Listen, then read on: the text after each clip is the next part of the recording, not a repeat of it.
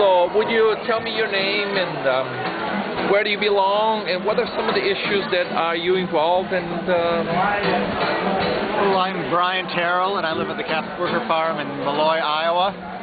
And please didn't believe I was going to be here because I was on trial on Tuesday of this week.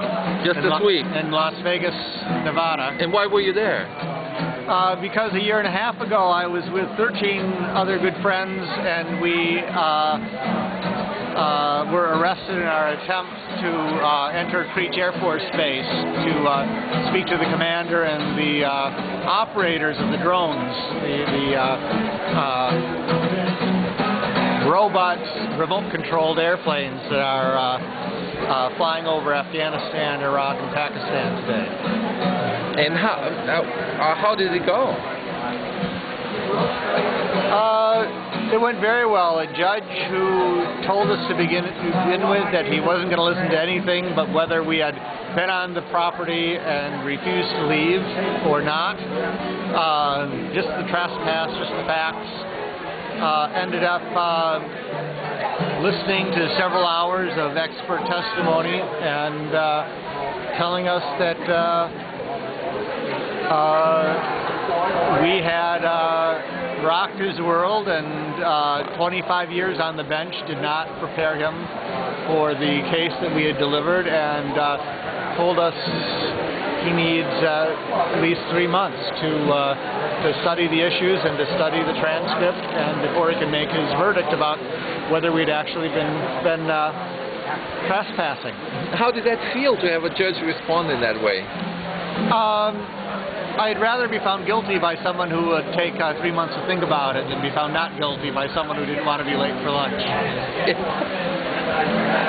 So I think one of the things that really we managed to keep our testimony to the trespass, and former Attorney General Ramsey Clark was one of our expert witnesses, Attorney General under President Johnson. And we were going to ask him about international law and everything, but we decided we'd keep it to trespass. And the typical story of, the typical analogy that's given about this necessity defense is there's a house on fire and you hear a child crying from the window and there's no trespassing sign.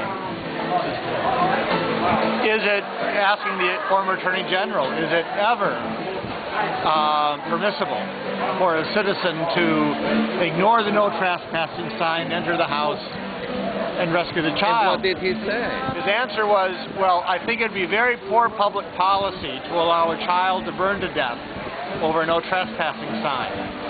And then he said, there is sometimes the right to ignore the no trespassing sign.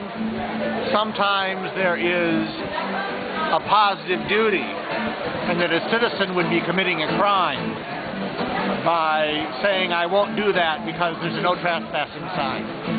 Well, so great. And I think that reached the judge, that at least he's willing to consider the fact that there was a no trespassing sign, we ignored it, we walked on the property, and that we may have been not committing a crime but fulfilling a great duty as citizens in doing that. I mean, you've been in this position several times before, and it sounds like this is quite a bit different in some ways. It really is. It really is. And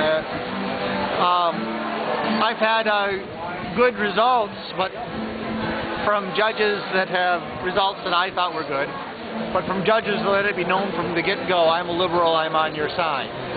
And it's a fantastic thing to be in the presence of somebody who has the courage to look at a big chunk of their life and consider that I may have been wrong.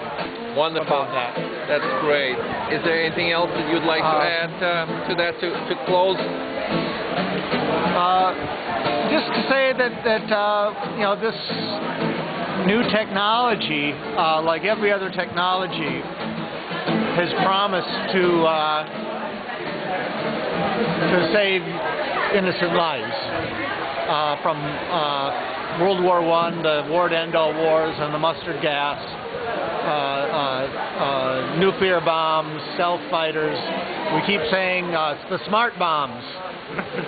That this technology is going to make war less deadly, and the fact is that war just gets more and more deadly with each succession of technology, and that promise is a lie, and that we have to resist these new weapon systems, even as those who tout them say this is a new humanitarian weapon. It's always a lie.